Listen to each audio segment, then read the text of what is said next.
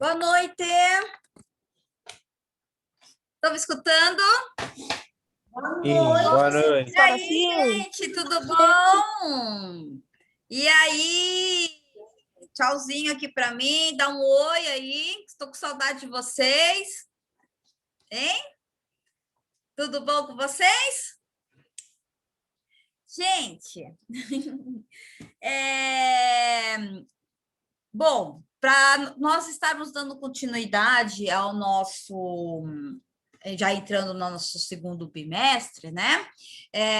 Eu não sei se vocês todos acompanharam o recado que eu deixei no WhatsApp de vocês, né? Eu deixei no WhatsApp que agora vamos iniciar essa semana e a próxima, nós estaremos já fazendo o nosso trabalho, esse trabalho que vale 2 pontos, tá bom?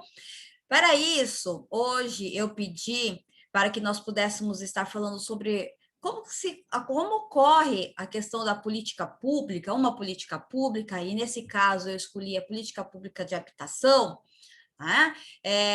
2 profissionais da área, na verdade são 3 profissionais que atuam e trabalham com essa política, né?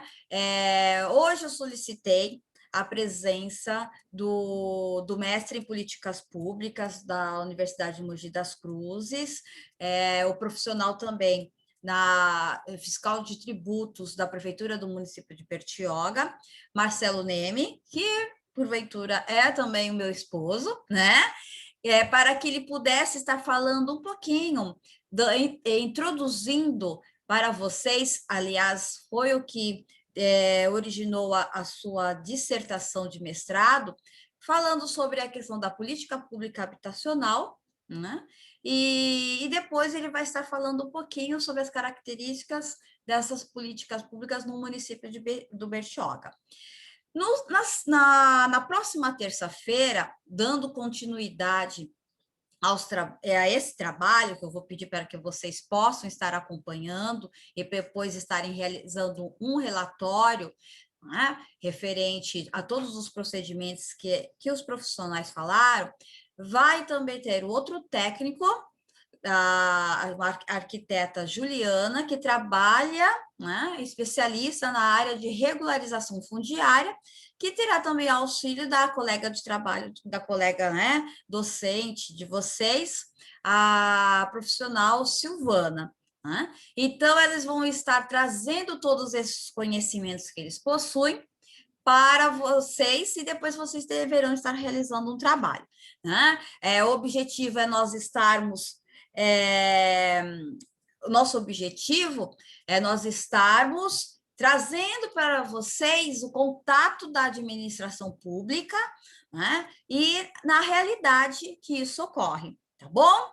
Então, eu vou deixar agora aqui o espaço para o Marcelo e assim de vocês, se tiverem algumas dúvidas para eles, depois do que ele vai apresentar, por gentileza, eu gostaria que vocês pudessem estar fazendo. Tudo bem? Hein? Estão me escutando? Estão por aí? Joinha? Sim. Então tá bom. Então, e por gentileza, vocês já vão anotando, né, sobre o que ele for falando, e para que depois vocês possam estar fazendo os questionamentos, tá, gente? Então, aguarde um momentinho, por gentileza.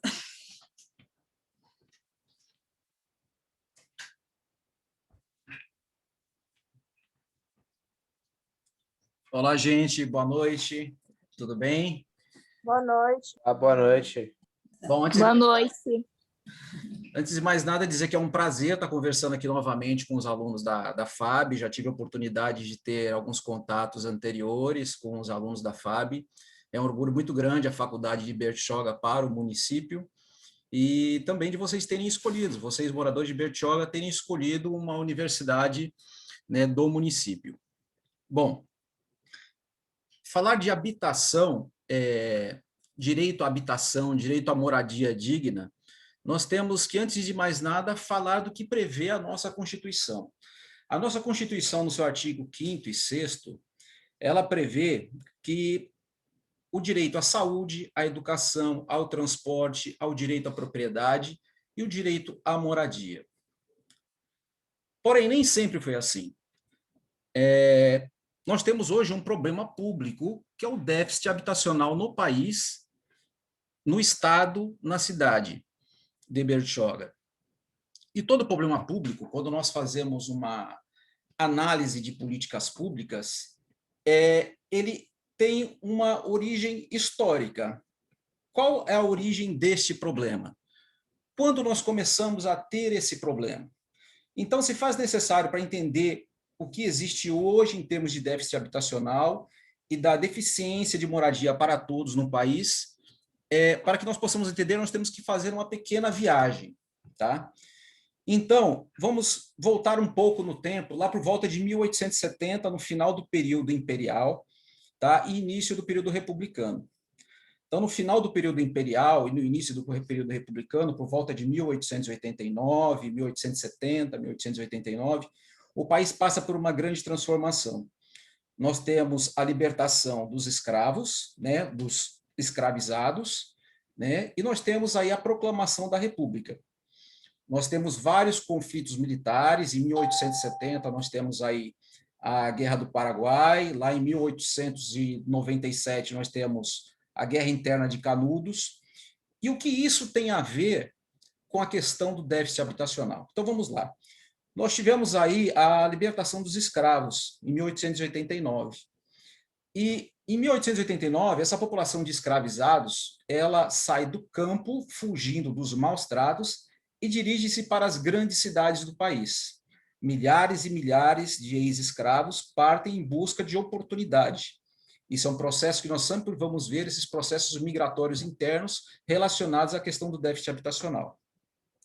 Bom, o país sai do período monárquico, entra no período republicano, com uma série de problemas do ponto de vista financeiro, até mesmo para pagar agora essa grande massa de trabalhadores, que antes eram escravizados, não tinham direito a pagamento, quase não tinham direitos, apesar dos seus direitos serem poucos ainda no período republicano. Essa população é uma população de analfabetos, que poucos tinham ofícios, acostumados a trabalhar na lavoura, e chegam nas cidades, que agora, no período republicano, passam por um processo de transformação e de início de industrialização. Então, aquele modelo escravocrata, baseado na agricultura e no café, começa a sofrer algumas transformações. Lembrando que a libertação dos escravos não foi algo simplesmente lindo e maravilhoso, o país sofreu uma pressão muito grande externa, porque nós somos um dos últimos países a libertar os escravos. Bom, a cidade, o processo de transformação do país começa, então vamos entrar mais definitivamente na questão da habitação nesse período. Nesse período, o que acontece? As cidades começam a se transformar. O intuito do governo republicano, no início da República, era transformar o país e modernizar o país nos moldes franceses. Tá? Então, nós passamos por um processo de industrialização e por um processo de reurbanização das cidades. Esse processo de reurbanização ele foi extremamente excludente, ou seja, uma exclusão socioespacial. Então, as nossas cidades estavam empilhadas de pessoas, principalmente de escravos, ex-escravos, e brancos pobres, e alguns imigrantes europeus que começavam a chegar, e essas pessoas viviam, na sua maioria, em cortiços. Viviam em cortiços que tinham seus proprietários que cobravam valores de aluguéis absurdos para uma população que quase não tinha dinheiro.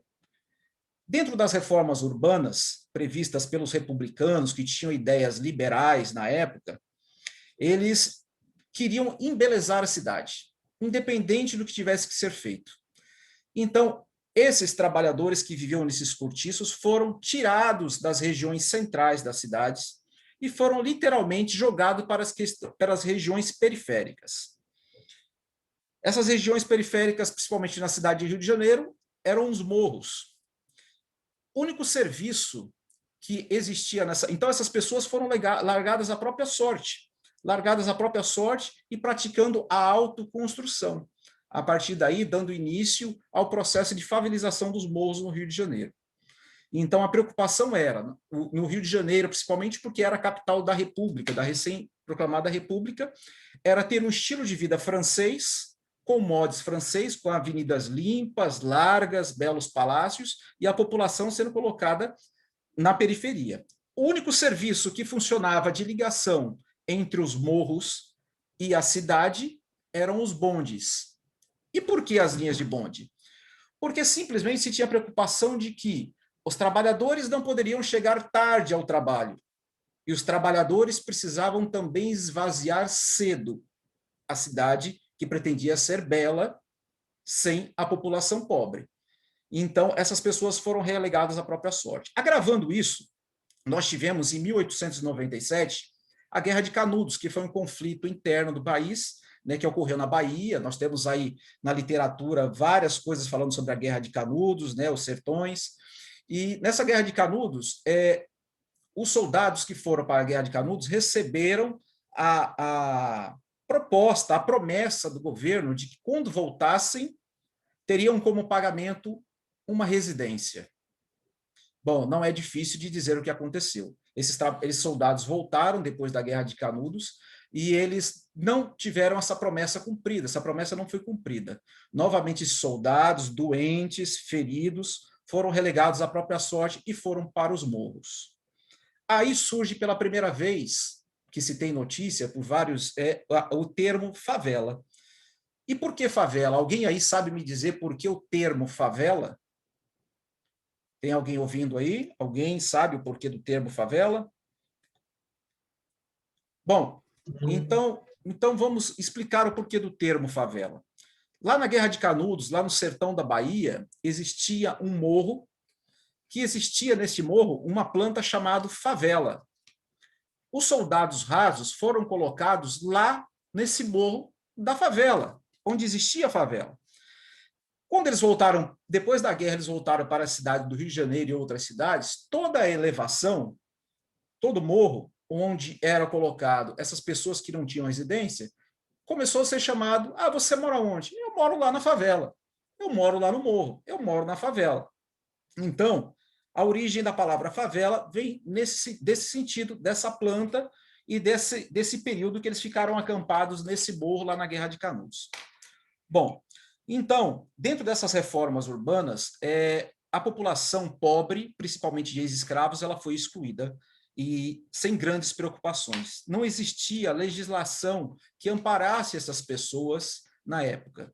Na época, para fazer essas reformas urbanas, o governo republicano, na época, fez uma operação muito grande chamada Bota Abaixo. Durante um período muito curto, de poucas semanas, ele botou abaixo todos os cortiços e barracos e casas precárias que existiam na região central da cidade, e deixando as pessoas à própria sorte. Então, neste período republicano, do início da República, principalmente nas 3 primeiras décadas, praticamente nação total do Estado. As reformas urbanas no país como um todo, nesse período, elas foram extremamente excludentes, elas não tinham preocupação de prover, né, habitação digna para a população. O interesse que se tinha era na mão de obra. Tá? Bom, saindo do período republicano, nós vamos chegar aí, eu vou dar alguns saltos, né, nesse sentido, até mesmo para mostrar alguns pontos que foram mais importantes. Passaram-se aí praticamente mais de 3 décadas da proclamação da República e pouco se teve de mudança na vida do trabalhador, na vida do ex-escravo, agora dos filhos dos ex-escravos, da população pobre e até mesmo dos imigrantes que vieram para trabalhar, que também não encontraram, claro, que longe do sofrimento que passaram os ex-escravos, mas também passaram por processos muito difíceis, do ponto de vista de moradia, de emprego, de condições de trabalho. Mas após 3 décadas, lá nos anos 30, Vargas chega ao poder. E Vargas sempre procurou ter apoio das grandes massas de trabalhadores, das massas populares. Vargas, ele começa a tentar estabelecer um arcabouço onde o Estado brasileiro pudesse tentar dar início embrionário a um estado de bem-estar social para a população. Dentro desses benefícios estavam legislações trabalhistas, legislações de segurança, E Vargas, na parte da habitação, ele dá um pontapé inicial. Vargas ele constrói os primeiros conjuntos habitacionais, que eram casas pequenas, inseridas dentro das cidades, que foi algo muito bom. Porém, Vargas sempre teve linha de atrito muito forte com as classes dominantes, justamente porque defendia os interesses da classe trabalhadora, né?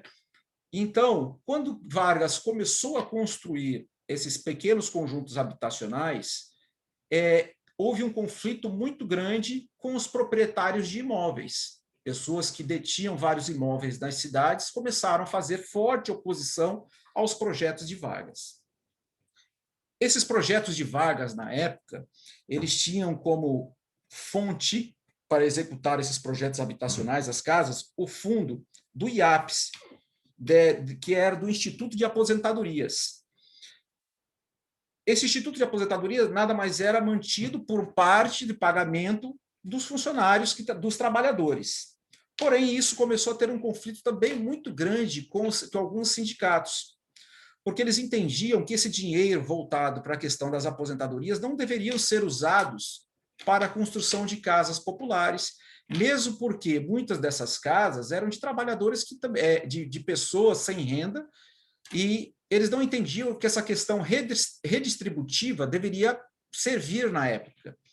Então, também, esse processo de Vargas meio que caiu por terra. Paralelo a isso, houve também um crescimento do déficit habitacional nesse período. Por quê? Porque mesmo Vargas construindo algumas poucas unidades, aquelas pessoas que construíam residências, cortiços, pequenos prédios habitacionais, na época, eles deixaram de construir. Eles deixaram de construir porque eles começaram a perceber que o governo começou a suprir uma demanda e para eles isso já não servia.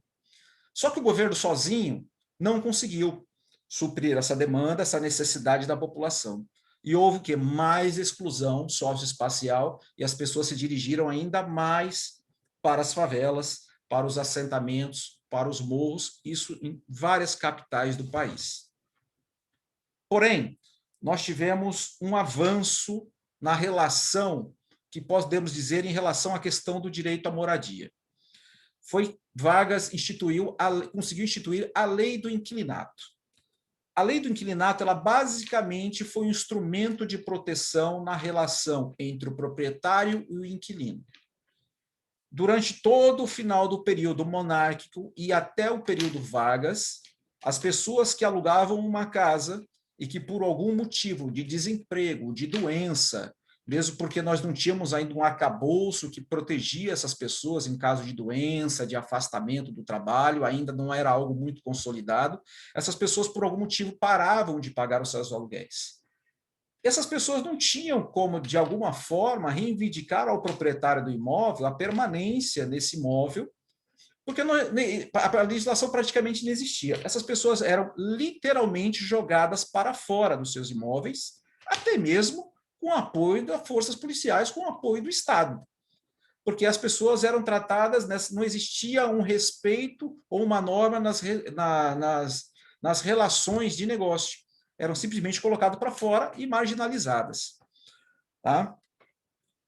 Em contrapartida, alguns industriais brasileiros, né, principalmente vindos da Europa, principalmente da indústria têxtil, começaram a criar um mecanismo de produção de habitações, as chamadas vilas operárias. Essas vilas operárias, elas, num primeiro momento, elas ajudaram os trabalhadores. O que consistia? O industrial, ele tinha uma grande indústria, uma grande fábrica, ele construía a vila onde ele colocava os trabalhadores para morar. Bom, no primeiro momento. No caso ali, por exemplo, nós temos o exemplo de Itatinga, aqui em Bertioga, que foi algo parecido. Em Santos, nós tínhamos algumas coisas em torno do Porto. Em São Paulo, nós tivemos muito ali a família Suplicy, no começo. E essas vilas eram praticamente coladas nas fábricas. Bom, do ponto de vista de suprir residência à classe trabalhadora, mas também era um mecanismo de controle por parte do proprietário da indústria. Porque esses trabalhadores, a partir do momento que eles moravam nessas vilas operárias, eles tinham uma carga, primeiro, de trabalho muito maior do que a média do restante dos trabalhadores. Eles não tinham direito de greve pré-estabelecidos já, ou de paralisação, ou de qualquer tipo de manifestação, porque senão eles eram colocados para fora da casa, e não poderiam estar fazendo grandes reivindicações. Então, era uma forma de controle, ao mesmo tempo que supria com a moradia, dava com uma mão e tirava com a outra. Tá? Então, o período Vargas, do ponto de vista quantitativo, vocês vão ver muito esse termo que eu vou usar, do ponto de vista quantitativo e do ponto de vista qualitativo. Então, nós vamos falar do ponto de vista quantitativo, em termos de quantidades de unidades habitacionais construídas para a população carente do país, foi pequeno, apesar de ser embrionário e da importância da lei do inquilinato. Ainda caminhando um pouco mais na história, né, nós vamos chegar aí nos anos 60. Nos anos 60, marcado principalmente em 1964 pelo golpe militar ou a Revolução Militar, né, depende do ponto de vista, de como as pessoas enxergam a coisa, o país passa por um processo, aí nós já demos um salto na história, já estamos aí nos anos 60, né? Então, o país passa por um processo de industrialização muito acelerado. Mas esse processo de industrialização, ele causa uma série de impactos, principalmente pela industrialização no campo. O país começa a se desenhar realmente como uma potência agrícola e há um investimento muito grande por parte do governo militar na parte da mecanização do campo.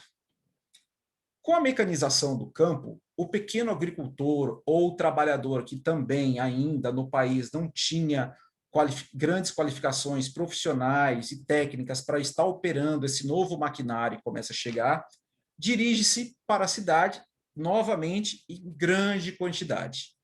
Então, nesse período, nós deixamos de ser, nos anos 60, deixamos de ser um país que tinha a maioria da sua população vivendo no meio rural, e nós passamos a ter a maior parte da população vivendo nas cidades. As cidades não estavam preparadas para isso, novamente. As cidades, novamente, não estavam preparadas para isso. Então, o que acontece nesse período? As cidades empilham de pessoas, estão cheias de pessoas, e nós temos um período que, apesar de todo o processo de industrialização, nós começamos a entrar devido aos inúmeros empréstimos que o país fez, e para que pudesse se modernizar de forma acelerada e talvez um pouco até que irresponsável, né? Esse processo de querer dar um salto muito grande sem ter bases mais sólidas, econômicas e estruturais. O país começa a ter uma dívida muito grande, uma inflação absurda. Nos anos 80, por volta de 1980, a inflação anual era de 100% ao ano. No ano de 1983, uma inflação de 200% ao ano.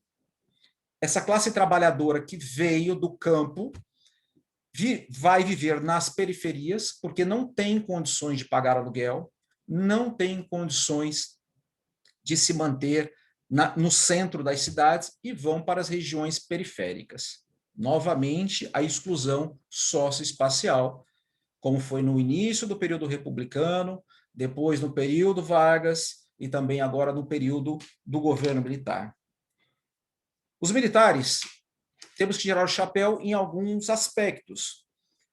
Os militares começaram a desenhar um plano habitacional, que acho que muitos, talvez vocês são mais novos não, mas já devem ter ouvido falar, que foi o chamado BNH.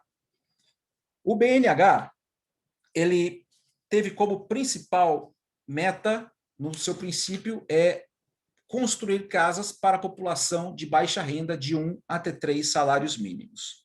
Tá?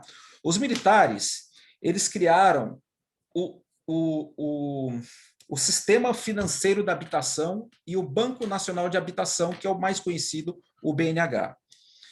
Esse banco era mantido com o quê? Era mantido com recursos do FGTS. Então, a partir daí, deu-se início à construção de habitação no sentido de tentar um melhor planejamento urbano e suprir a população carente, a população trabalhadora, com habitação, no mínimo, digna. Os projetos do BNH, eles tinham algumas características. Eles sofriam algum tipo de preconceito por parte das pessoas que viviam mais na região central das cidades, porque eles não tinham um aspecto arquitetônico agradável, bonito aos olhos. E eles eram, geralmente, construídos em regiões periféricas, onde você tinha dificuldade de transporte, você tinha dificuldade de assistência à saúde, até mesmo de alimentação, você não tinha mercados próximos, escolas próximas. Então, eram conjuntos habitacionais construídos na periferia, ou seja, aonde as pessoas já viviam de forma precária. Do ponto de vista quantitativo, o BNH ele foi muito importante. Ele foi até aquele momento, o principal projeto habitacional do país. Durante 22 anos, né, de existência do BNH e dos militares do governo, eles produziram 4 milhões de unidades. 4 milhões de unidades foram produzidas. Porém, a crise econômica dos anos 80 e uma falta de um planejamento, porque é uma coisa que se tem que ter em políticas públicas, a falta de um planejamento maior e de aporte maior para que pudesse ser mantido o projeto de construção, fez com que o BNH encerrasse em 1986, com muitas unidades por terminar, e muitos críticos, apesar de atingir um número muito grande no país inteiro, de 4 milhões de unidades, muitas críticas em relação, como eu já disse, à questão arquitetônica, à questão da localização urbanística, da carência de outros serviços próximos. Tá? Lembrando que os militares tiveram no BNH um apoio popular muito grande. Então, eles apostaram muitas fichas no BNH, até mesmo porque era uma propaganda, uma das poucas propagandas positivas que eles conseguiam ter na época, diante de todo um sistema ditatorial e até mesmo questionado por muitos da população. Tá?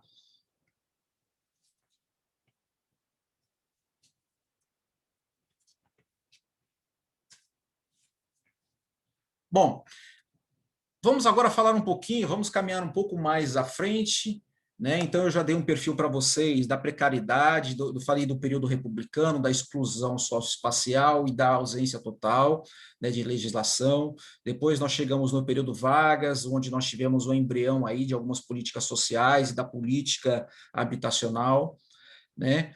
E da legislação sobre a lei do inquilinato, que dava uma certa proteção, de como os industriais pensavam a questão da moradia, né, para os trabalhadores, né, como um mecanismo também de controle. Falamos agora também dos militares, né, que foi um avanço do ponto de vista quantitativo. Agora nós chegamos num período também muito conturbado da nossa economia. Chegamos aí no período do governo Sarney, Collor e Itamar, né? Então, foi um período que nós podemos dizer aí quase que de nulidade das políticas habitacionais. Então, tivemos uma evolução do ponto de vista quantitativo, só que já no período Sarney foi um período muito conturbado, de vários planos econômicos nós passamos, depois nós tivemos de muita desorganização política, social e econômica do país. Então, praticamente, os números são pífios durante o governo Sarney, então nós ficamos aí com muitas unidades abandonadas e muitas perdidas, algumas que ficaram por ser terminadas do período militar, e elas não foram terminadas, muitas foram colocadas no chão e condenadas. Nós tivemos alguns casos emblemáticos em São Vicente, com mais de 500 unidades sendo colocadas no chão. Aí depois nós tivemos o período Collor, que foi um período, como todos nós já sabemos na história, totalmente conturbado da história. Bom, mas aí nós temos o período Itamar, uma pessoa que aparentemente parecia vir para nada, mas Itamar, do ponto de vista da legislação habitacional, o Itamar, do ponto de vista quantitativo, não fez muita coisa, mas Itamar Franco, ele começou a reorganizar a política habitacional brasileira. Ele começou a pegar o desenho que existiu na época Vargas, os desenhos que existiram no período militar, e começou a reestruturar. durante o período de Vargas, né, ele cria o Ministério do Bem-Estar Social e Habitação. E começa a reorganizar, através desse ministério, e dá um status de ministério para a habitação, e ele começa a reorganizar a política habitacional brasileira, fazer alguns levantamentos do ponto de vista da necessidade, da precariedade, dos números de precariedade, e algo muito importante que o Itamar Franco faz, mesmo não tendo construído muitas unidades, foi trazer a participação popular e criar conselhos para se discutir as necessidades e que tipo de política habitacional que nós deveríamos ter e quais as classes que nós deveríamos adotar, em primeiro ponto, para serem servidas de projetos habitacionais. Ele consegue dar uma estrutura básica, principalmente muitos pesquisadores mostram a importância que ele deu um start e fala assim, olha, não pode ser decisões simplesmente centralizadas. Algumas decisões muito centralizadas dão certo, outras decisões de políticas públicas você precisa ouvir atores. Itamar Franco teve essa visão e criou vários conselhos e deu uma primeira estrutura, tá? Chegamos aí ao período FHC. A primeira medida do período FHC, né, em relação à questão da habitação, foi extinguir o ministério criado por Itamar Franco. Foi a primeira medida que ele tomou, ele extingue o Ministério do Bem-Estar Social e Habitação, e, em seu lugar, ele abaixa o status da política habitacional e coloca a política habitacional, não cria um ministério novo, ele simplesmente rebaixa e cria uma secretaria de política urbana, onde nós tínhamos ali um espaço, onde se tinha um espaço para discutir a questão habitacional. Tá? O governo Fernando Henrique, ele não é que ele não teve política habitacional, ele teve política habitacional, só que ele muda o foco. O governo Fernando Henrique, ele sai do foco do quantitativo, ou seja, ele não se preocupa em construir unidades habitacionais, tá? Para que as pessoas pudessem ocupar. Ele procura, podemos dizer assim, atacar a questão qualitativa. Ou seja, as habitações precárias que existiam, entendeu? O governo ia dar subsídios para que essas pessoas pudessem estar executando reformas. Essas reformas não significa que estaria dando legalidade a essas propriedades. Essa figura ainda não existia ainda, que é a figura hoje que nós temos hoje da regularização fundiária, né? Então, eram liberadas cartas de crédito, né? E essas pessoas, através da carta de crédito, elas compravam seus materiais e faziam as reformas nas suas residências. Algumas reformas de infraestrutura nessas regiões periféricas que existiam essas casas também foram feitas, do ponto de vista de saneamento, de arruamento, também tivemos uma evolução. Tá? Porém, essas cartas de crédito muitas vezes não deram muito resultado, porque a população já tinha um nível de endividamento muito alto. E as pessoas não tinham condições de estar pegando essa carta de crédito e cumprindo depois com as suas obrigações. Então, se nós tivéssemos uma condição econômica, um nível de endividamento um pouco menor da população nesse período, provavelmente essa carta de crédito teria dado melhor resultado do ponto de vista qualitativo. Mas, como eu falei, do ponto de vista quantitativo, né, nós não tivemos grande evolução durante o período Fernando Henrique Cardoso, né? Bom, os recursos oriundos para essas cartas de crédito, eles vinham do FGTS, tá? Ele vinha do FGTS. Os recursos também alocados não foram recursos muito grandes. Então, como eu já falei, o período que nós tivemos, o maior número foi durante o período do governo militar, né? Apesar das decisões serem um pouco mais centralizadas, mas nós tivemos, do ponto de vista quantitativo, né, uma quantidade de 4 milhões de unidades, nós tivemos o embrionário, que foi lá no período de Getúlio, nos anos 30, nós tivemos uma ausência do Estado, deixando a população à própria sorte, e um período de exclusão socioespacial no período republicano, e nós tivemos esse momento conturbado, né, depois dos militares, no período Sarney e no período Collor, tivemos um início de estruturação da política, já no período Itamar Franco, né? O Fernando Henrique, não que não tenha feito, mas optou por uma outra linha, não do quantitativo, mas pelo qualitativo, através das cartas de crédito. Aí nós chegamos aí no período do governo Lula e Dilma Rousseff. Bom, no ano de 2005, é criado o sistema, através do governo Lula, é criado o Sistema Nacional de Habitação de Interesse Social, que é vinculado ao Ministério das Cidades. Quando criou-se esse ministério e esse Sistema Nacional de Habitação de Interesse Social, o governo federal ele procurou, e isso nós temos muita literatura, justamente por ser mais recente, ele procurou técnicos de mais variados segmentos e até técnicos que tinham trabalhado em governos anteriores, até de ideologias políticas diferentes, para poder entender os erros e acertos existentes nos governos anteriores. Contanto que muita gente diz, e realmente em alguns aspectos técnicos, que o Minha Casa Minha Vida, que nós vamos falar um pouco mais à frente, tinha muito uma cara um pouco de BNH no começo, porque também se aproveitou muito da experiência que o governo militar teve durante a construção do BNH. Bom, então foi criado o Sistema Nacional de Habitação de Interesse Social vinculado ao Ministério das Cidades. Tá? Criou-se o Ministério da Cidade, onde as políticas públicas de saneamento, transporte, planejamento urbano e habitação interagiam. E por que elas interagiam?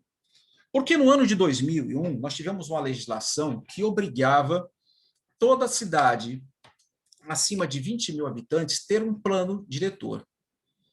Então, das 5.572 cidades do Brasil naquele período, apenas 50% tinha plano diretor. E por que a importância de você ter essas políticas de saneamento, transporte, habitação, planejamento urbano interligadas?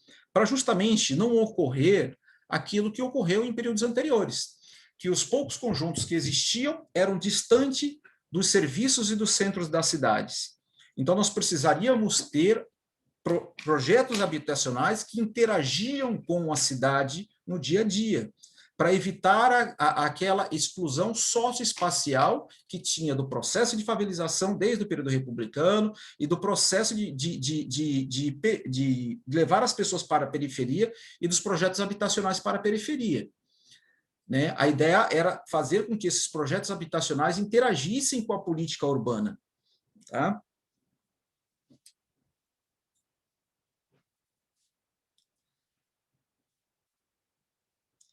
Bom, diante disso, o governo federal ele estabelece dentro da política que deve haver uma interação entre as esferas da federação, entre Estado e municípios. O governo federal é o detentor do dinheiro. Então, ele estabelece, baseado nesses estudos que eles fizeram para criar a Política Nacional de Habitação de Interesse Social, ele estabelece alguns regramentos para os estados e municípios, para que os estados e municípios pudessem estar, de certa forma, adquirindo recursos e recebendo benefícios do ponto de vista da construção ou de recursos para a construção própria de habitações. Tá?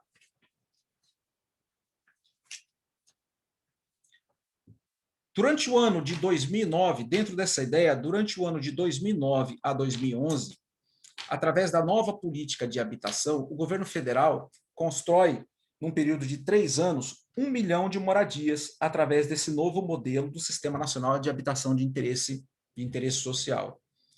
E entre 2011 e 2014, o governo federal constrói mais 2 milhões de unidades, ou seja, 3 milhões de unidades em 6 anos. Então, há um avanço do ponto de vista quantitativo.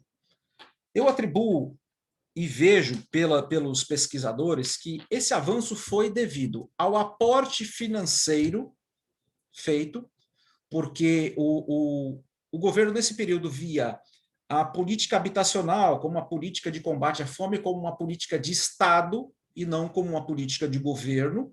Eu acho que vocês já tiveram esse conceito com a professora Elaine, de política de Estado e de governo. O aporte financeiro feito, que foi um aporte muito grande, né? E, nesse período, também eles absorveram as experiências positivas e negativas de planos anteriores. Como eu falei para vocês, essa ideia não nasceu só do governo e daquele segmento político que estava no governo no momento. Ele também procurou experiências de governos anteriores, inclusive chamou técnicos de governos anteriores, até de linhas políticas totalmente diferentes. Tá bom? Bom, a política habitacional era dividida, o Sistema Nacional de Habitação era composto pelo Sistema de Habitação de Interesse Social, que tinha o objetivo principal atender a população que a gente chama de faixa 1, aquela que que tinha renda familiar de 1 a 3 salários mínimos. Tá? E o Sistema de Habitação de Mercado, que é aquele que foi também passado para algumas empreiteiras construírem, recebiam financiamentos, empréstimos do governo, e elas subsidiavam essas construções para famílias que tinham renda um pouco maior. Só que, diante disso, em 2008, nós tivemos aí o boom do mercado imobiliário americano, nós tivemos uma crise mundial, e nós tivemos uma crise em vários países do ponto de vista econômico. O governo, na época, entrou no dilema se deveria parar ou não esses altos investimentos nas políticas sociais, dentre elas a questão da habitação. E, ao contrário do que se esperava, o governo ele adotou a seguinte política: ele colocou mais dinheiro. Eles tiveram coragem e colocaram mais dinheiro.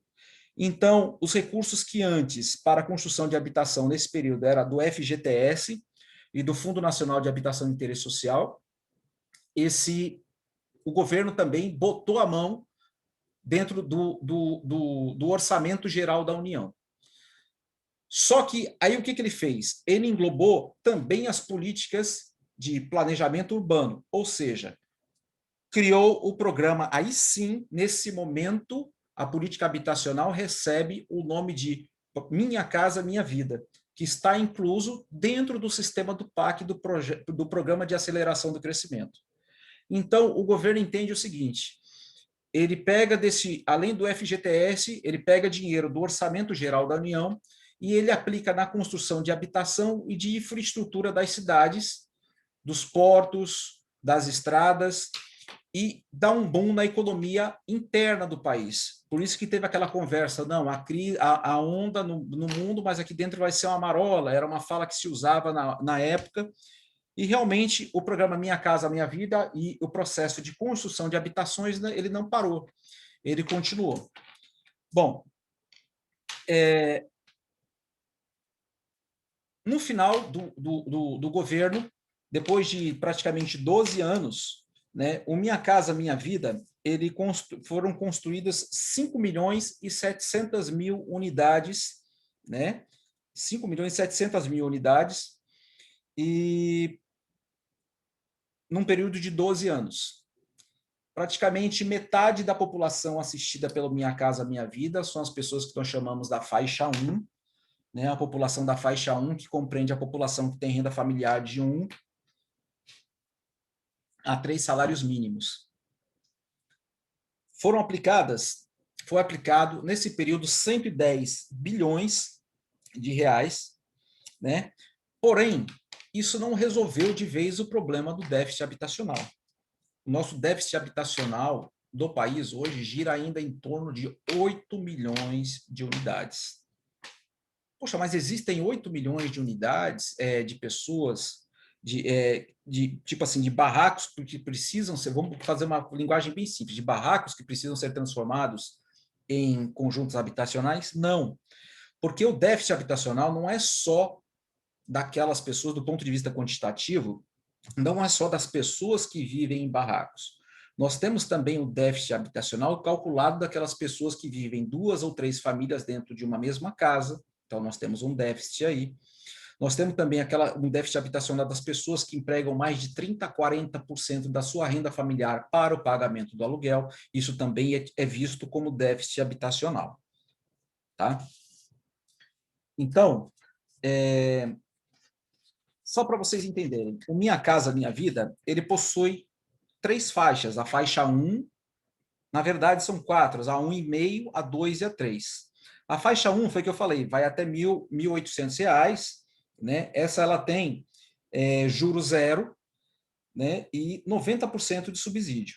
As outras faixas, que vão de 1.800 a 2.600, 2.600 a 4.000 e de 7.000 a 9.000, ela possui subsídios e possui algumas taxas de juros, tá? Mas eles recebem subsídios também, e todas elas com praticamente 30 anos para pagar, ok? Então, eu procurei dar para vocês mais ou menos dei uma passeada aí dentro do que aconteceu em termos de habitação no país e de políticas de habitação, né? Como nós vimos, nós tivemos períodos de abandono total por parte do governo, da população, desde o período do início do período republicano. Nós tivemos alguns momentos aí, né, onde nós tivemos uma parte embrionária no período Vargas, né, a lei do inquilinato, que foi muito importante até para a proteção, né?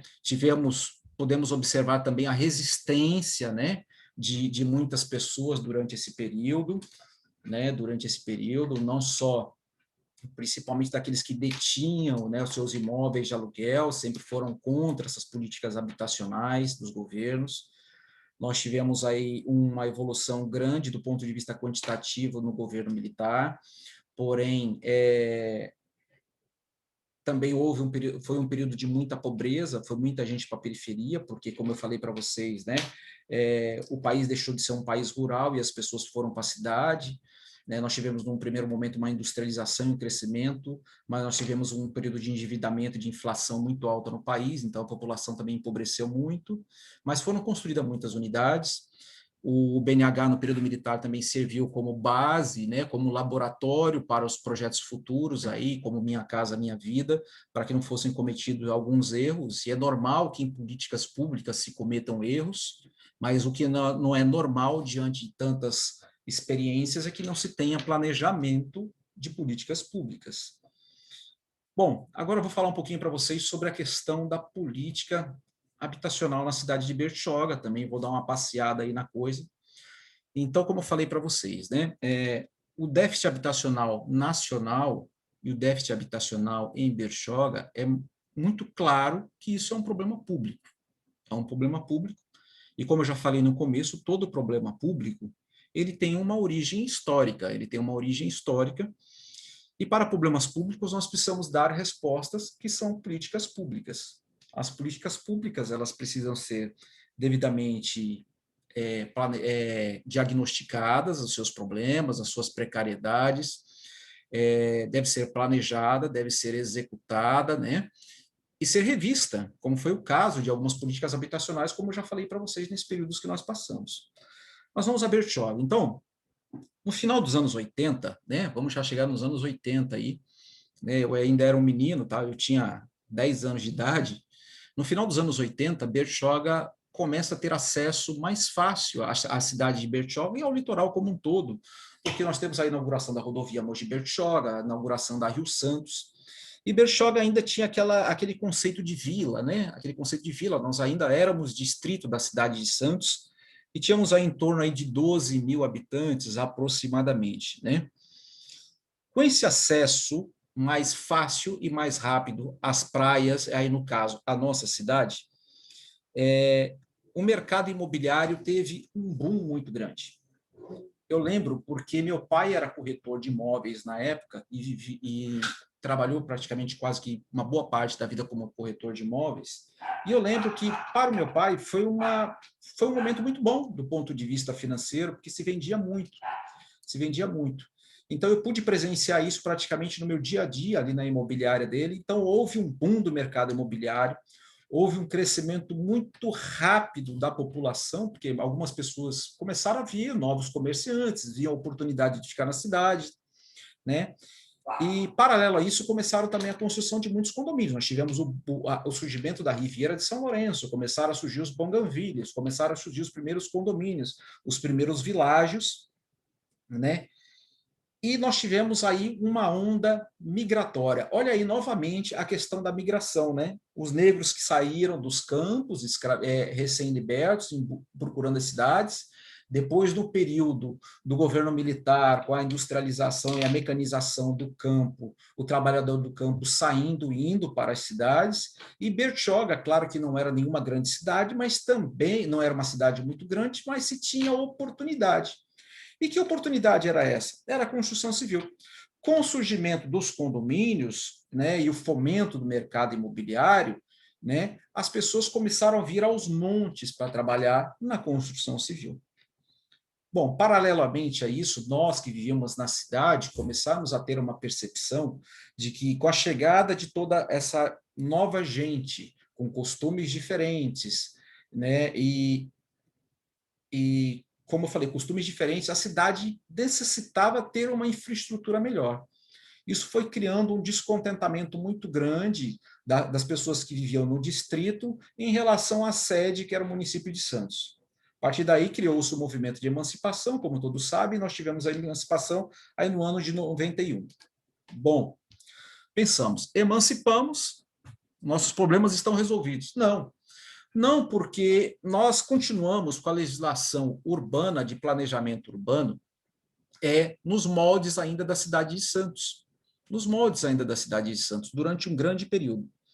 Paralelamente a isso, e esse molde de crescimento era um tipo de crescimento urbano que priorizava a construção dos condomínios. Condomínios, casas de veraneio, e nisso as pessoas chegavam às centenas, aos milhares, e um crescimento populacional muito grande. Nós não tínhamos escolas, nós não tínhamos hospitais, e essas pessoas, nós temos que entender assim, as pessoas que vieram a trabalhar em Bertioga, na construção civil, eles encontraram uma cidade que você tinha emprego abundante, você tinha lazer de graça, você tinha praia, muitas dessas pessoas viviam no norte e nordeste, regiões precárias de seca, na região da Caatinga, outros já viviam nas regiões periféricas das capitais brasileiras, também em situações muito difíceis.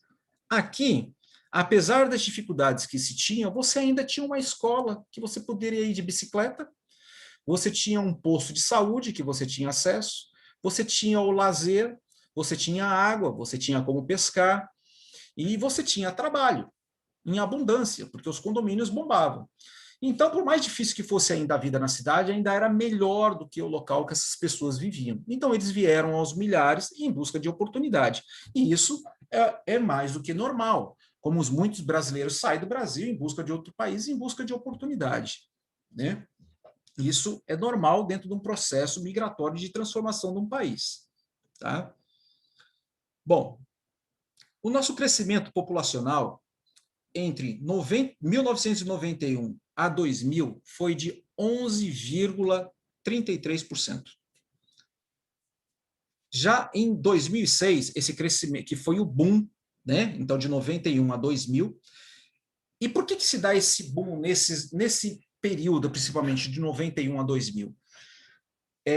Quando nós fazemos alguns estudos, né? Até na minha dissertação de mestrado, eu fiz várias pesquisas, e você percebe o seguinte, há um gráfico que você mostra que no período de 94, quando há uma estabilidade da moeda, há um boom gigantesco da construção civil no município.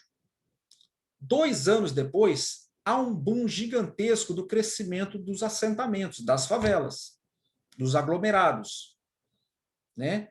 E eu vou usar esse termo, porque eu não gosto muito do termo favela, dos aglomerados subnormais. O que é um aglomerado subnormal? Né? Então, há um crescimento desses aglomerados na cidade. Então, veja bem, estabilidade da moeda, crescimento da construção civil e crescimento dos aglomerados, porque as pessoas vão ficando. Então, o cidadão ele vinha, trabalhava 6 meses, 1 ano na obra, via, olha, aqui dá para viver, eu vou trazer minha família. Só que a ausência de política habitacional fez com que essas pessoas se dirigissem para onde? Para esses assentamentos, para esses aglomerados, ou para as favelas, como algumas pessoas preferem chamar. Esses aglomerados, assentamentos, favelas estavam localizados na beira dos rios ou em áreas públicas que não eram devidamente vigiadas ou controladas pela municipalidade. Tá? Bom, No ano de 2006, esse crescimento que foi de 11,33, ele cai para 2,45. Nossa, caiu absurdamente, mas não. Não, ele ainda era um crescimento muito alto, porque a Baixada Santista, no mesmo período de 2006, ela cresceu 0,86 e nós crescemos 2,45. Tá?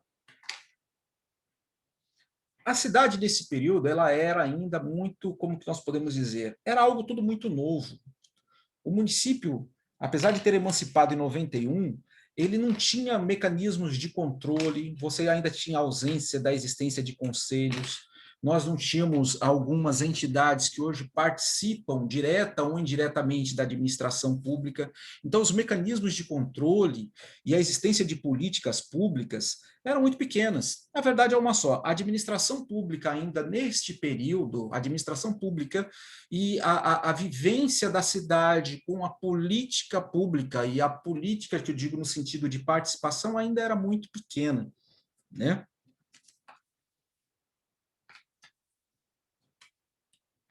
Bom,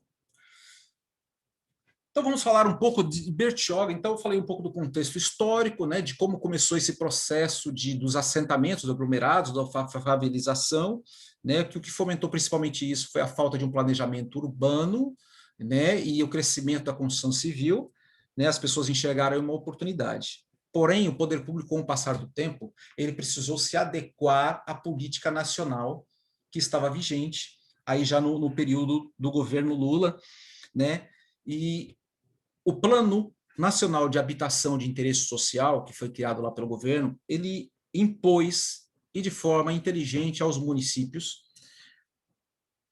o seguinte: para que o município pudesse ter algum tipo de benefício, recurso, incentivo, deveria aderir ao Plano Nacional de Habitação de Interesse Social.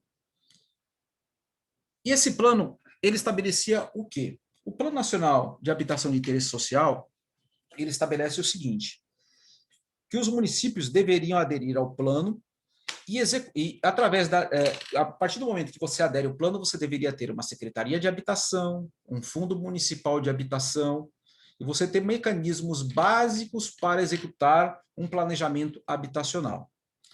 E deveria fazer um documento chamado PLIS, que é Plano Local de Habitação de Interesse Social. Este é o principal instrumento do município, o PLIS, guardem muito isso, PLHIS, PLIS, Plano Local de Habitação de Interesse Social. Este é o principal instrumento de política pública habitacional do município, que nos possibilita hoje conduzir projetos habitacionais, não só do ponto de vista quantitativo, como qualitativo.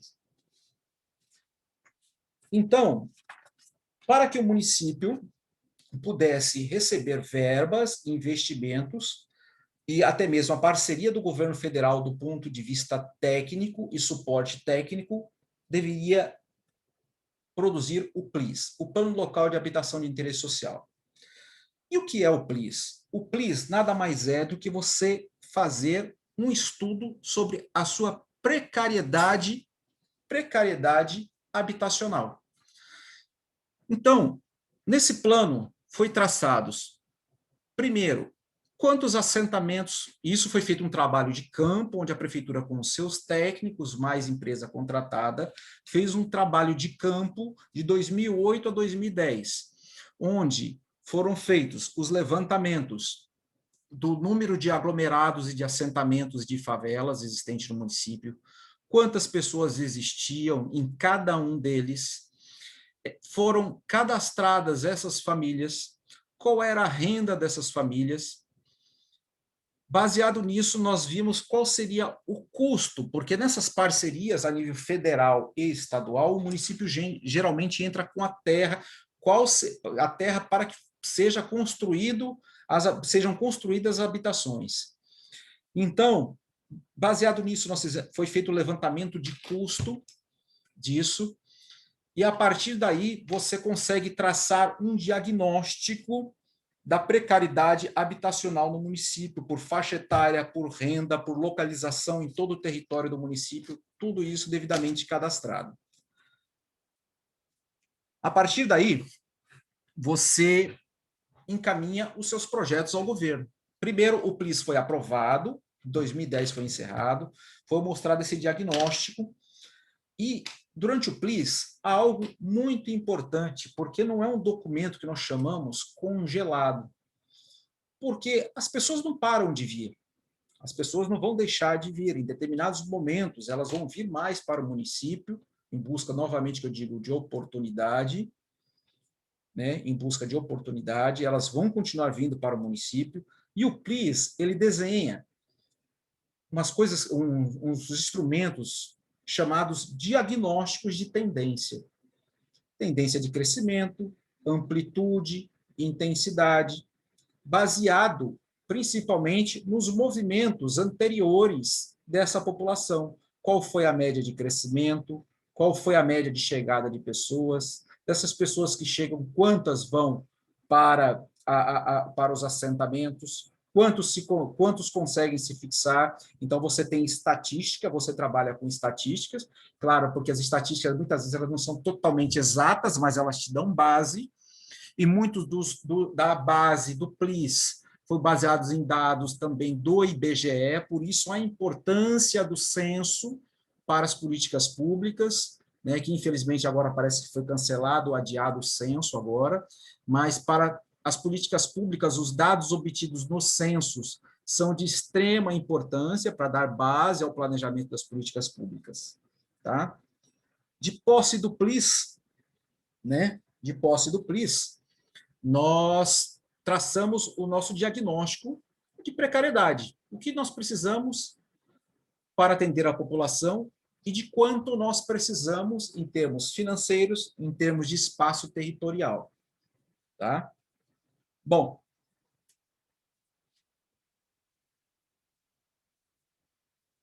então, esses assentamentos, como eu falei, que foram devidamente cadastrados, são 36 assentamentos ou aglomerados subnormais.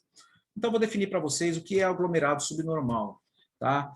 Então, aglomerado subnormal é todo e qualquer aglomerado de casas, independente da sua qualidade, do modo como foi construída, de madeira, alvenaria, que não possuam, acima de 40 residências, que não possuam algum tipo de serviços básicos, como saneamento, arruamento, energia elétrica, água potável, né? E no seu entorno não possuem escolas, não tem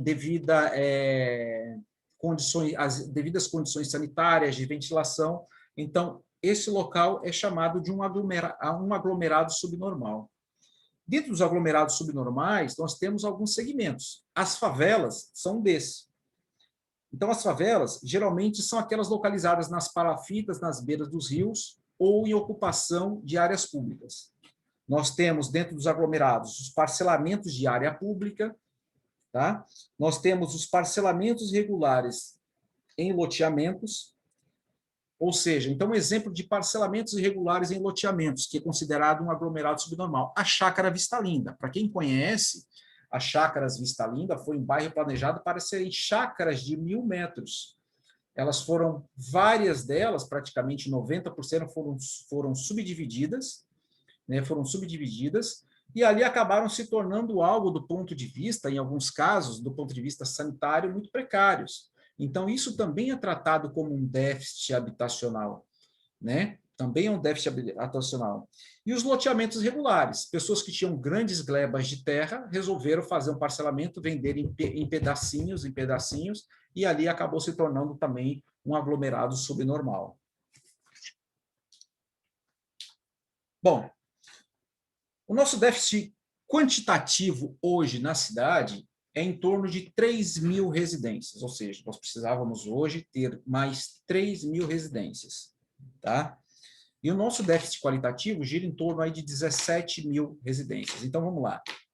Em torno de 3.000 unidades precisavam ser construídas, tá? E 17.000 são o nosso déficit aí qualitativo, em torno de nosso déficit qualitativo. Então, o déficit qualitativo muitas vezes engloba alguns loteamentos regulares, alguns parcelamentos regulares do solo, que muitas vezes as pessoas não precisam e não necessitam ser removidas do local. O que nós precisamos é levar infraestrutura básica, arruamento, dar qualidade para essas habitações e regularizar essas habitações do ponto de vista fundiário, que é um assunto que vai ser tratado na próxima aula, tá? Então, veja bem, nós temos o déficit quantitativo e nós temos o déficit qualitativo, tá? O qualitativo, muitas vezes, pode ser resolvido através da regularização fundiária, através de dar dignidade, documentar essas áreas, documentar essas pessoas através de documentos, e isso também é feito através de todo um cadastro muito bem detalhado. A pessoa só pode também ter um imóvel, e é feito depois o processo de regularização fundiária que vai ser explicado para vocês na próxima aula, tá? Já foram construídas em Bertioga aproximadamente 3.000 unidades no município, e muitas delas foram começadas até mesmo antes do PLIS, né, por projetos habitacionais que existiam antes, tal. Contanto que você vai perceber, né, uma diferença muito grande do ponto de vista arquitetônico e de qualidade dos conjuntos habitacionais mais antigos para os conjuntos habitacionais mais recentes. Porque a política pública de habitação, até mesmo, ela passa por transformações, como toda e qualquer política pública, ela precisa de adequações, ela precisa de melhorias, né? Ela precisa de melhorias. E nós vamos ver que alguns conjuntos habitacionais mais antigos, né, do início do município, eles tinham um aspecto arquitetônico muito parecido com o aspecto arquitetônico do antigo BNH, né? Depois eles passaram a ter um desenho arquitetônico melhor, né? Passaram a ter um desenho arquitetônico melhor, mesmo porque também o próprio Minha Casa Minha Vida, os primeiros empreendimentos também sofreram muitas críticas de urbanistas, o governo reviu algumas coisas e teve que fazer correções e ainda irá passar por correções, né? Irá passar por correções, né? Hoje o Minha Casa Minha Vida ele passou por um processo, né, de mudança de nome, agora é a Casa Verde e Amarela, mas a ideia e a filosofia é praticamente a mesma, estabelecida pelo Minha Casa Minha Vida, com algumas pequenas transformações aí das faixas que vão ser beneficiadas, né, mas diante de todo esse contexto, eu analiso que nós tivemos uma evolução, O país passou por vários momentos de instabilidade econômica, né? Como ainda vive instabilidades econômicas. Nós temos uma diferença de classes sociais muito grande, então há uma demanda muito grande por políticas públicas em vários segmentos. A habitação é apenas um deles, nós temos que estar aí combatendo a fome, temos que estar gerando emprego, e muitas vezes é aquele velho ditado, né? O cofre do governo não dá para tudo. Porém, nós temos que participar, nós temos que estar atentos. O município, a gestão pública tem que estar atenta para desenvolver projetos. Durante a minha dissertação de mestrado, eu fiz umas pesquisas e fiz uns levantamentos e escrevi alguma coisa no sentido, aí já uma opinião minha e também de vários técnicos durante as pesquisas, que nós não podemos ficar vinculados apenas a projetos e com pires na mão para o governo federal ou o governo do estado, né? Porque o governo do estado também atua na provisão de habitação para os municípios e muitas vezes esses projetos são feitos em conjunto, estado, município, governo federal, com recurso dos 3 entes. Mas, novamente, voltando àquilo que eu estava falando, eu entendo que nós não podemos apenas depender, né, de governos de esferas superiores. Nós temos que, de alguma forma, tentar mudar o perfil urbanístico da cidade, né? Estamos em vias aí estávamos discutindo o plano diretor, vamos discutir aí futuramente a lei de uso e ocupação do solo, e nós temos aí vários vazios urbanos na cidade. O que são esses vazios urbanos? Se nós nos deslocarmos pela Rio Santos, pela Anchieta, nós vamos ver ainda que existem várias áreas ainda que não foram construídas. Poxa, Marcelo, mas essas áreas têm dono. Sim, essas áreas têm dono. Mas já existem vários entendimentos jurídicos, alguns pessoas questionam que a propriedade deve cumprir a sua função social. O que seria isso? Muitos desses vazios urbanos são pertencentes a grandes empresas, né, de fora da cidade, grandes empreendedores que têm essas áreas há dezenas e dezenas de anos, e simplesmente foram deixando a especulação imobiliária indo valorizar isso. Essas áreas antigamente não tinham saneamento, hoje elas têm saneamento no seu entorno. Elas não tinham asfalto, têm asfalto no seu entorno. Elas não tinham uma infraestrutura de transporte no seu entorno, hoje tem. E essas áreas continuam ali intocadas. Então, dentro de uma ideia que as propriedades precisam cumprir a sua função social e não só ficar do ponto de vista do mercado especulativo, né? O nosso plano diretor, que está sendo revisado, né, que foi discutido e sendo revisado, ele prevê a desapropriação. Prevê a desapropriação dessas áreas para que sejam devidamente destinadas à construção de habitações, né, construção de habitações populares.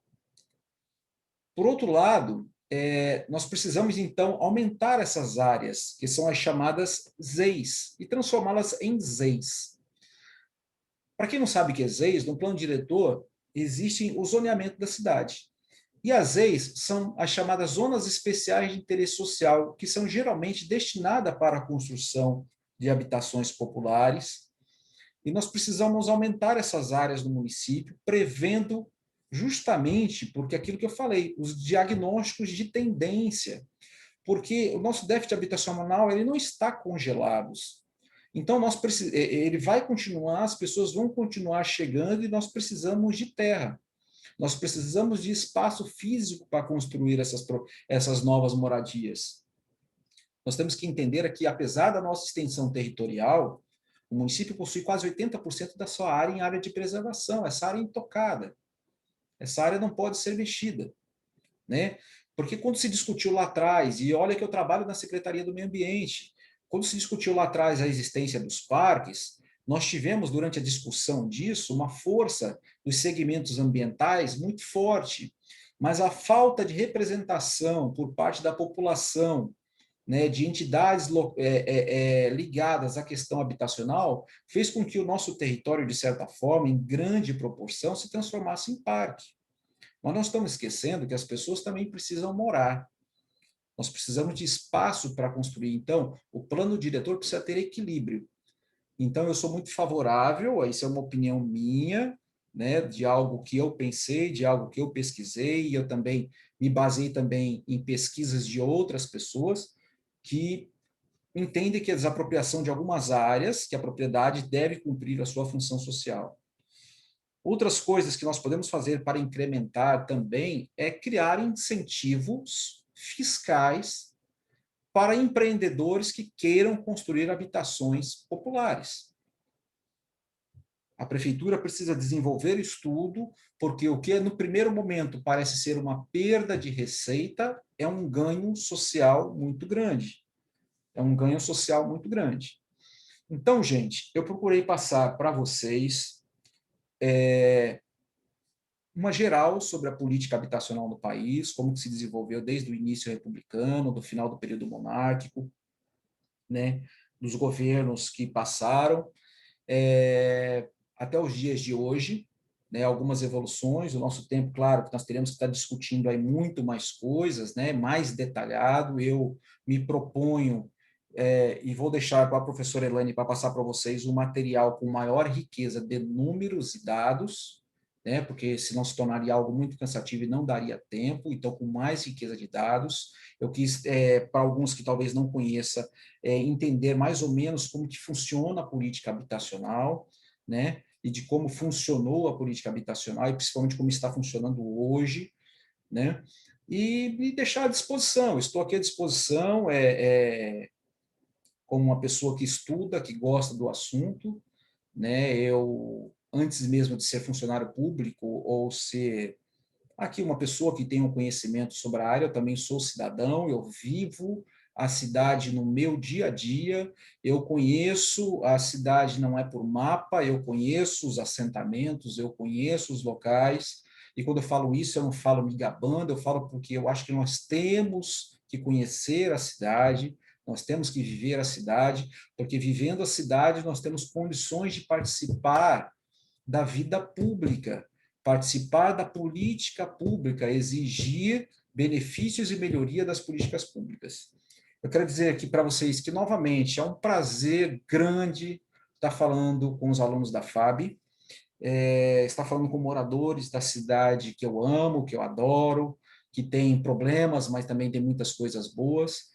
E estou à disposição de vocês aí para a gente bater um papo. Acho que ainda resta um tempo aí para a gente estar conversando alguma coisa. Se alguém tiver alguma pergunta, se tiver ao meu alcance, se não tiver, nós vamos pesquisar aí. Estou à disposição. Bom, boa noite, Marcelo. Para variar, eu tenho, né? Não é nenhuma pergunta, ou talvez nos seus estudos, as outras cidades, elas tinham já essa regularização fundiária implantada quando você fez o seu mestrado, quando você fez as suas pesquisas, você achou isso em outras cidades? Veja bem, Silvana, a questão da política local de habitação de interesse social, o governo federal ele foi muito inteligente quando ele, de certa forma, ele amarrou todas as cidades, dizendo que é o seguinte, olha, dinheiro tem, apoio técnico tem, mas precisa desenvolver algumas coisas, que, na verdade, é o PLIS, é o Plano Local de Habitação de Interesse Social. A regularização fundiária é uma das tratativas existentes no PLIS. Eu não quis entrar muito a fundo, eu só mencionei sobre a regularização fundiária, porque é algo que vai ser tratado lá à frente. Então, quando os municípios tiveram que assinar junto ao governo federal, né, a adesão ao Plano Nacional de Habitação de Interesse Social e desenvolver o PLIS, elas automaticamente tiveram que partir para os processos de regularização fundiária. É claro que algumas cidades estão mais à frente, né, dentro desse processo e outras nem tanto, até mesmo porque, apesar das dificuldades que nós temos administrativa, você sabe disso, né, carência de pessoal, nós ainda estamos bem à frente de outros municípios. Mas é algo que é muito legal, porque você vê que muitas cidades estão desenvolvendo, algumas um pouco mais aceleradas, outras estão ainda engatinhando, né? Mas o legal da regularização fundiária é porque ela leva dignidade às pessoas, a habitação leva dignidade, né? Todo mundo brinca, né? Todo mundo quer casa. A primeira coisa que a pessoa quer, se sente segura, é uma casa, é um documento da onde ele vive. Se ele não tem uma casa nova, ele pelo menos quer o documento daquele local que ele vive, né? Mas, como eu te falei, tem cidades que estão desenvolvendo, eu posso te dizer aí com orgulho de Bertioga, e aqui eu não defendo governos, eu defendo política pública, você me conhece muito bem, nós não estamos funcionários públicos, nós somos funcionários públicos, e nesse sentido, eu tenho muito orgulho de dizer que Bertioga, apesar de ainda termos um déficit habitacional e estarmos caminhando com a regularização fundiária, nós estamos aí num processo bem adiantado perante outras cidades que têm um corpo técnico mais numeroso do que o nosso. Somos pequenos, mas valentes. Sim. Mais alguém tem alguma pergunta?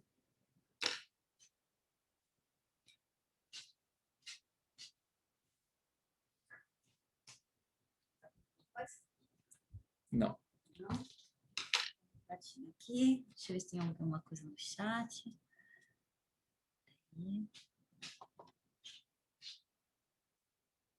Chat, só apenas.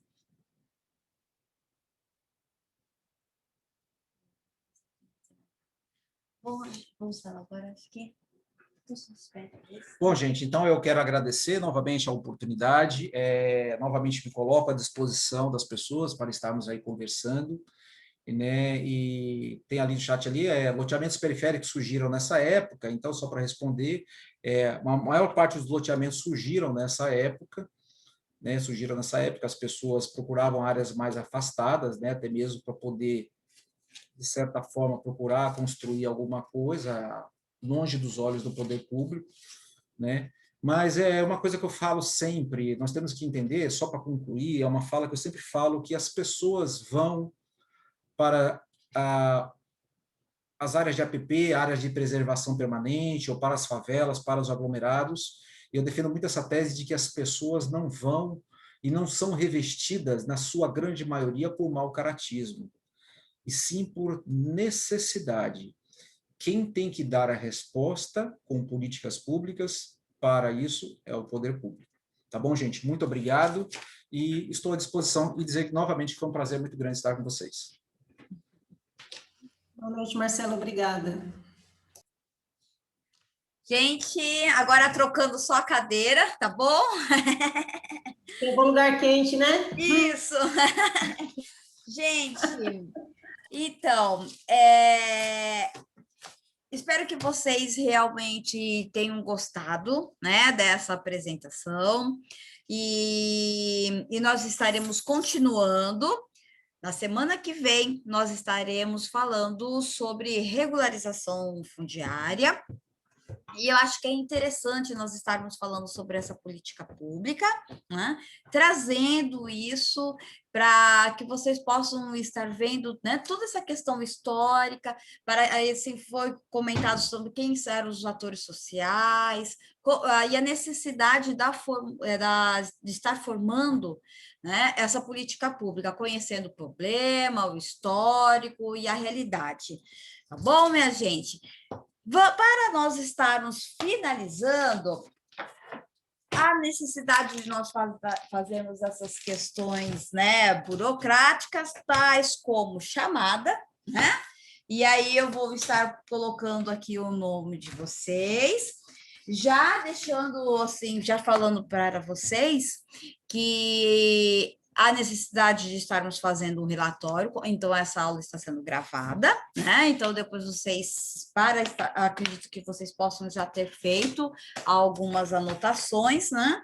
E que vocês vão, então, tanto dessa aula como da outra, que vai ter, vocês precisam estar elaborando esse relatório e estar encaminhando, que vai estar sendo os 2 pontos que, né, importantes para estarmos consolidando a nota do segundo bimestre. Tá bom, gente?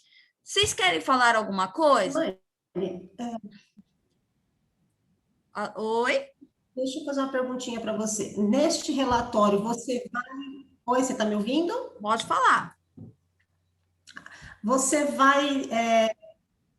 Nesse relatório, você vai dar algum corpo, algum tipo de pergunta ou algum tipo de explanação que você É queira como se fosse. Não, vocês podem estar fazendo. Como que foi a palestra, né? O que foi desenvolvido e tudo mais. Né? Só assim, padrão, né? As normas que vocês já, né? Acho que acredito que vocês já tiveram. Ai, não é padrão, é a BNT? Não, não é isso. Mas a questão, né, de vocês, de preferência, estarem encaminhando para o meu e-mail, né? Mas digitado, formatado de uma forma acadêmica. É isso. Tá bom? Mas depois eu posso estar já fazendo. O que é importante é que vocês façam essas anotações, né, de todo o histórico que foi feito. Tá? Professora, são 2 relatórios, né? Isso. Uma da aula de hoje e uma da aula de amanhã. Da aula da próxima semana terça, que vem. da semana que vem. Tá bem? Então, esse vai ser o trabalho do bimestre. Até porque depois nós já temos, né? Acho que mais apenas umas 3 aulas, e nós já vamos ter a integrada, a avaliação e a integrada. Então, né? Temos que estar trabalhando. Ok? Então, deixa eu pegar e já colocar aqui o nome de vocês, que é que eu estou vendo aqui, a Silvana, a Jéssica, a Sueli, a Marta,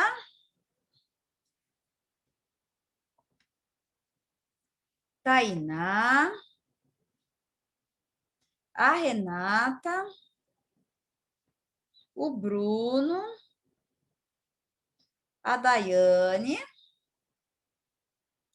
o Igor, É isso mesmo? Só? Aqui eu tenho 11, então 1, 2, 3, Falta 6, eu, 7, 8, professora 9, Luana. 10. Luana, Jéssica, Sueli, Silvana, Marta, Tainá, Renato, Bruno, Daiane, Igor. Professora, o Guilherme estava até agora há pouco, a internet dele caiu. Não, estou sabendo. Então, é isso, minha gente. Então, eu já tenho aqui anotado todos os nomes de vocês, já vou estar lançando, tá bom? E espero, se vocês tiverem alguma dúvida, nós vamos estar conversando, vocês podem estar me mandando no privado e também no nosso grupo de WhatsApp. Tudo bem? Professora, Oi? desculpa, só não sei se eu não reparei, qual a data para envio desse relatório? Ah, não, vamos esperar, vamos estar consolidando. São essas 2 aulas. Então, é a data. Hoje foi a apresentação, né, que é no dia 20, e a próxima será dia 27.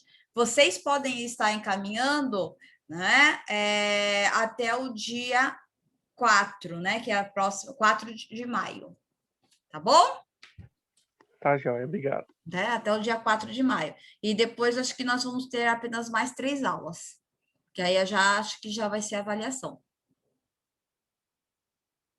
Aqui acho que já vai ser a semana de avaliação. Tá bom? Certinho? Alguma vocês. Então fica assim. Dessa vez eu vou mandar certinho. Então, vamos. Ah, nem briga, pois eu vou chorar o resto da vida. Então, vamos ficar dessa. Se eu tiver mais alguma coisa para poder estar falando com vocês, eu vou estar mandando pelo WhatsApp, tá bom? Mas eu acredito que eu vou estar falando para que vocês não faltem nas aulas, para que vocês possam ir já ter, né, já esclarecendo algumas dúvidas e tudo mais. E também eu vejo que isso é importante para agregar, né, mais conhecimentos referente às práticas das políticas públicas, tá bom? E da administração pública, consequentemente, com isso. Ok, gente? Ok, professora. Então, tá bom. Ok, vamos lá. Então, vamos lá. Obrigada, viu, gente? Bom feriado para vocês. Você também, professora. Boa noite. Boa noite. Boa noite. Boa noite, professora. Boa noite.